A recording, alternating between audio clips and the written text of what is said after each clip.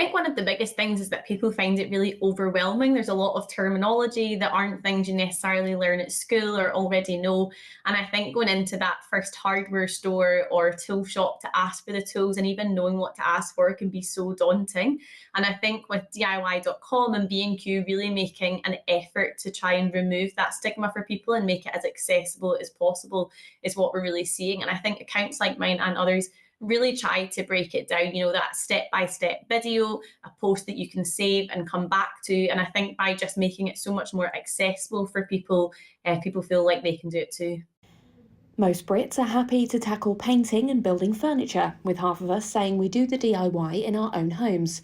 For the beginners out there, the advice is to start small. I would always say start small, but the most important thing is that you've got to start. How many of us have a plan or a project and we just keep putting it off or don't get round to it? I started with a Dalmatian wall with doing a stencil, but yeah, start with something like painting a wall, putting up a shelf, perhaps changing out a fitting in your home, and things like changing the handles on cabinets. That's a really easy one to do, and it can be super impactful, totally change the look of a unit. And we're seeing so many more people now, Facebook Marketplace, a unit's up for sale, you can get it for much cheaper and then paint it and upgrade the handles and you have a brand new fantastic piece of furniture. What would you recommend for a complete beginner? What are the things that you need to have in your toolkit?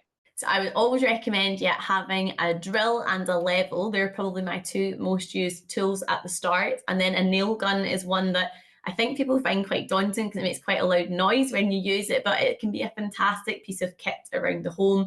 Definitely having, a screwdriver set you can turn to. And another favorite of mine is a mouse sander, for taking back some wood that's maybe got a stain on it or removing, a kind of darker wood stain that you're not a fan of.